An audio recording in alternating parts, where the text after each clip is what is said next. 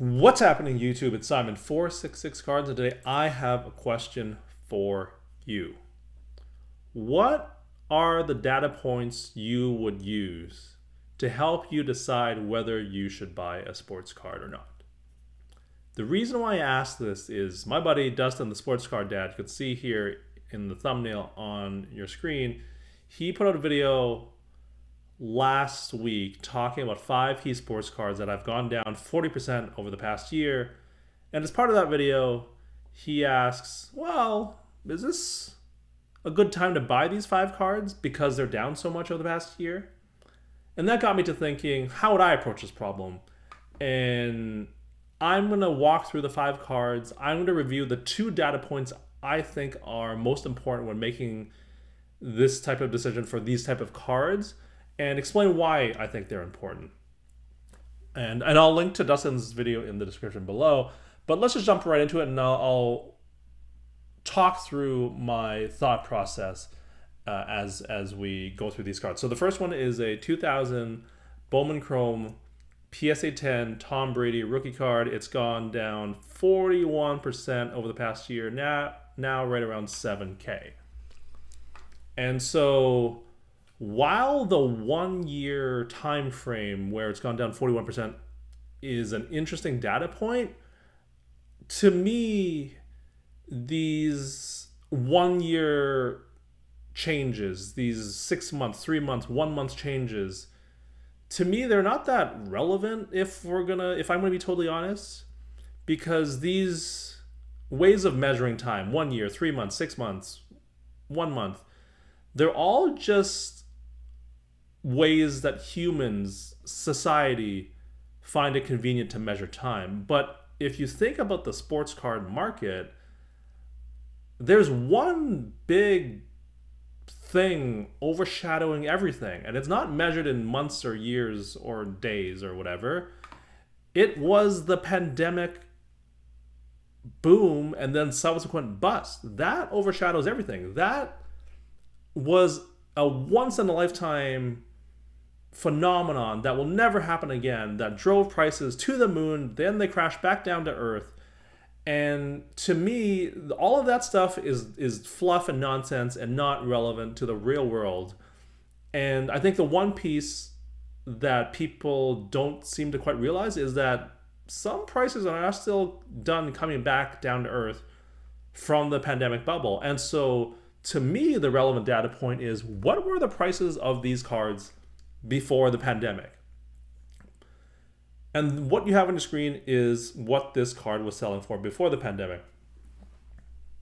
So you can see it's right around 2K. It's now a little above 7K. So since February of 2020, it is up 255%. Now, what's also happened since February of 2020 for Tom Brady? 1, he won another Super Bowl with Tampa Bay, and 2, he retired. Is that enough to justify a 255% increase in one of his main rookie cards? Let's keep also in mind that there have been a bunch of people who have entered the hobby, some also left the hobby, but the 255% increase is much more relevant and helpful and useful to me than the fact that it's gone down 41% over the past year. While the Super Bowl win in Tampa Bay is nice, he was already the GOAT before that. Another title doesn't really change his legacy that much. Maybe the fact that he left New England kind of makes it worse. I'm not sure. But it's a big increase in the context of February 2020 pricing. And is 255%, is that too much of an increase, too little? I don't know. But I think that is a more important and relevant data point than what the change is over the past year. The other data point that is important is a data point that you can also research, just like the prices online, through the GemRate website. And shout out to Ryan at GemRate for his amazing data. This is how you can use his website's data to help you make decisions. and inform them with data. And that is to look at the pop count and the change over time.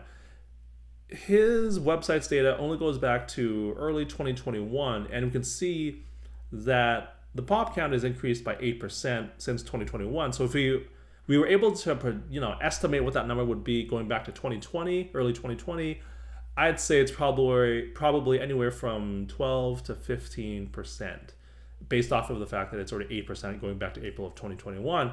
And so using these two data points are what I would do if I had to decide whether or not to buy this Bowman Chrome Tom Brady rookie card. I find these two data points to be much more useful and helpful than what the change was over the last year, because that's still influenced by pandemic pricing. It's still like got all this nonsense thrown in there. Whereas if we look at stuff before the pandemic, before the boom, what was the pop count? How much has that changed? Along with how much has pricing changed? To me, that's a much more interesting story, and I think has more relevance to where the future holds for these cards. I should also say at this point, if you want to buy the card because you like the card and you want to put in your PC and you want to pay whatever you want, then go for it. Go, just buy it right now. Don't wait a second, because if you don't care about future value. But if you're thinking about buying a card, at least partially because of possible price appreciation and what the future value may be, these are the two data points that you should consider, along with what has changed. So to me, 255% with a 12 to 15% increase in the pop count, that's not outrageous. It seems very plausible. But to be honest, so does a 225% increase in prices. So does a 200% increase in prices. So does a 280% increase in prices. So where it goes from here, I don't know. But that's kind of the fun and the interesting part of all this, is that at first blush, this seems okay. It could be more, it could be less, and I don't know. And it's perfectly okay to say, I don't know, which, to be totally honest, not a lot of people do in this hobby. Moving right along. The next data point, or the next card that Dustin talked about, was the Kobe Bryant Topps Chrome PSA 8 rookie card, down 39% over the past year, whereas the PSA 10 and PSA 9 are down, well, PSA 10 is basically flat, PSA 9 is down 22%.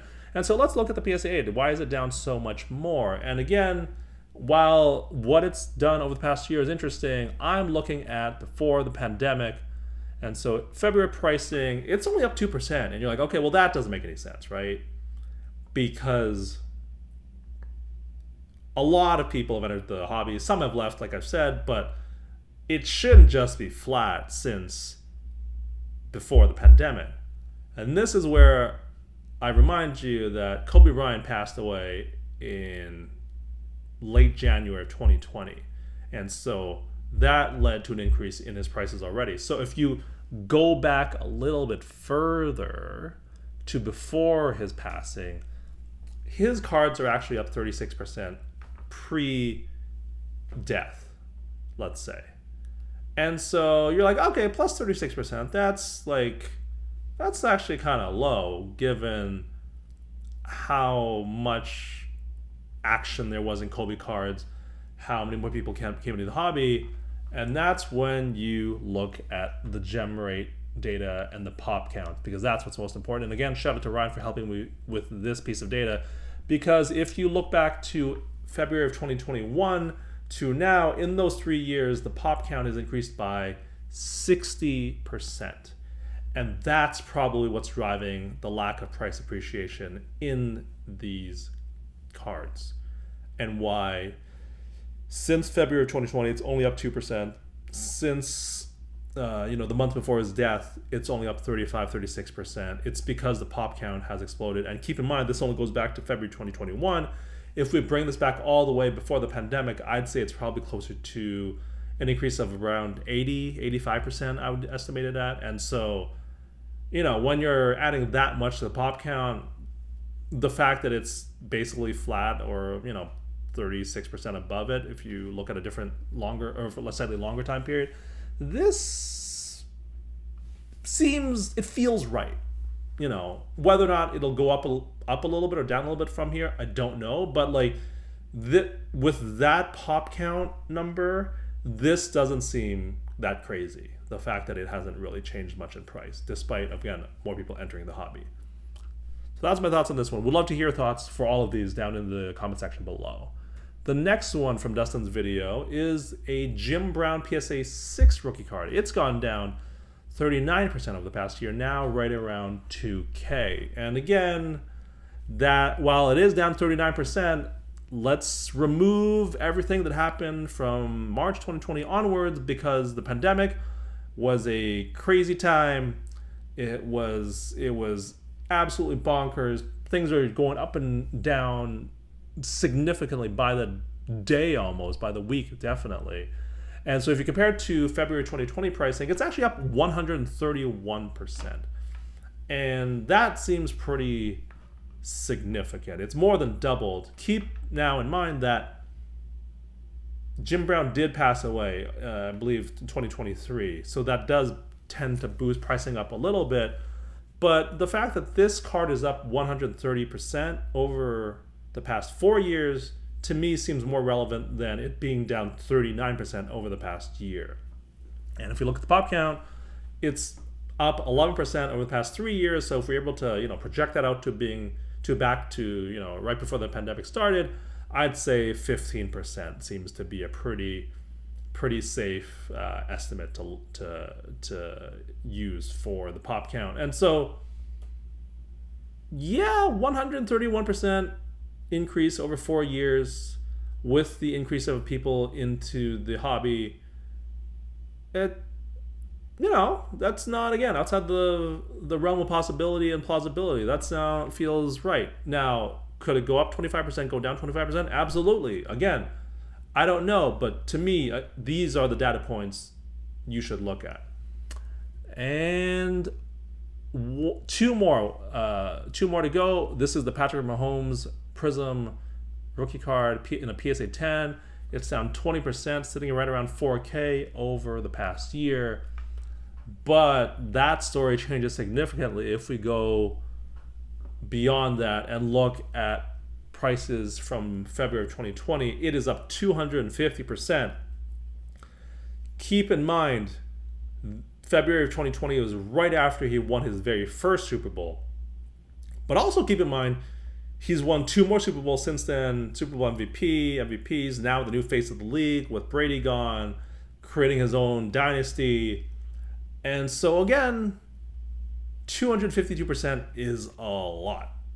It is a lot. And while he has definitely turned into a generational GOAT and has now, stamped his place in NFL history, that does explain a big portion of this change. But whether or not this number should be 300% or should it be 200%, I don't know. And again, it's perfectly okay to say you don't know, but we're just looking at these from does this make sense?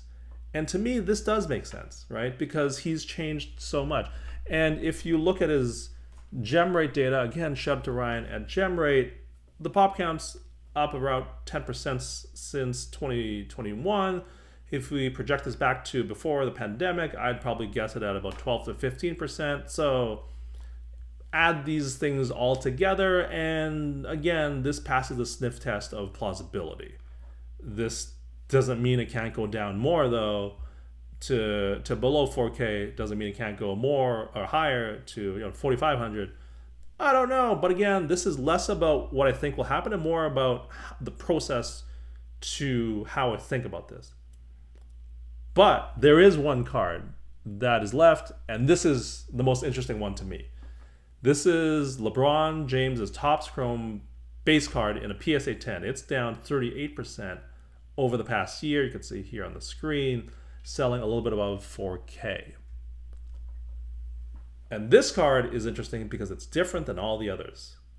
It's down 38% since over the last year. if we do the same thing that we've done for all the other cards, what was pre-pandemic pricing for this card?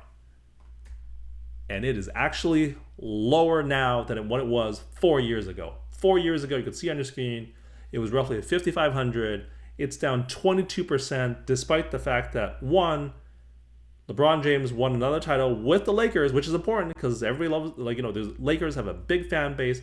And two, he became the all-time leading scorer and passed Kareem Abdul-Jabbar. Those are two very notable accomplishments for someone in his level, at his level. Like, it's basically just him and MJ and a couple others. You can argue about that at a different time. But he is in that top tier, and yet, despite what he's done over the last 4 years, compared to his pricing before the pandemic, he's down 22%. And that's interesting because that doesn't pass the sniff test. The previous four, you could explain that stuff all away. This one, I'm having trouble explaining this. And if we look at the pop count, it's up 9% since April of 2021. So if we project that back to February 2020 before the pandemic, I'd say anywhere from 12 to 15%. So that's not a really big change compared to a 22% decrease. And so if you're looking at those 5 cards, this is the one that I would say, that's interesting. That might be an opportunity. I would want to look into this further.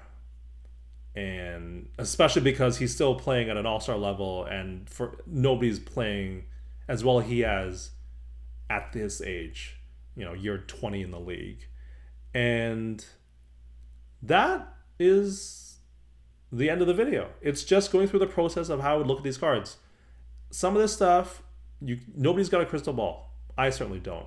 So I'm just looking for things that make sense versus things that don't. The first 4 cards, they make sense. And you could make a case that they can go either up or down. For this card, it makes you go, I don't know that I can make the case that they're let me rephrase. It would appear there might be more upside than downside to this card, given everything we just talked about, and given LeBron's place in history for the NBA, but also just bigger picture pop culture wise. And that's it. That's the video. They're just walking you through my thought process, why I think looking at these 2 data points, 1, pre-pandemic pricing to now, and 2, pop count changes to now, is more important to me than just looking at the change in price over the past year. I would love to hear your thoughts and comments below for this one, and for any or all of the 5 cards that I've reviewed. Again, shout out to Ryan from Gemrate, and also Dustin, the sportscard dad, for his video that helped spark this video, and just walking you through my thought process. I also did a video similar to this about a year ago, reacting to one of Jeff Wilson's video for Sports Card Investor, I believe. I'll link to that in the description below. You could see the framing for that video is pretty similar, and so you can take a look if you want. As we sometimes do on this channel, when I am organized enough to do such a thing, we are going to preview the next video. We will continue talking about grading and Gemrate data. And, again, shout out to Ryan at Gemrate and the amazing stuff he does, because while his data is great, it can be misused.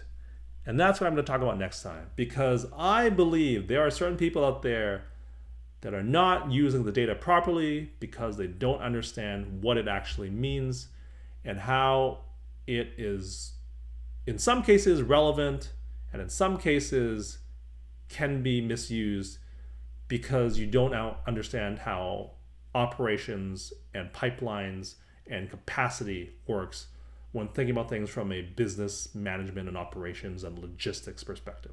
So we'll talk about that next time. Would love, again, to hear your thoughts and comments below. Thank you, as always, for listening and watching. I will talk to you all soon. Cheers.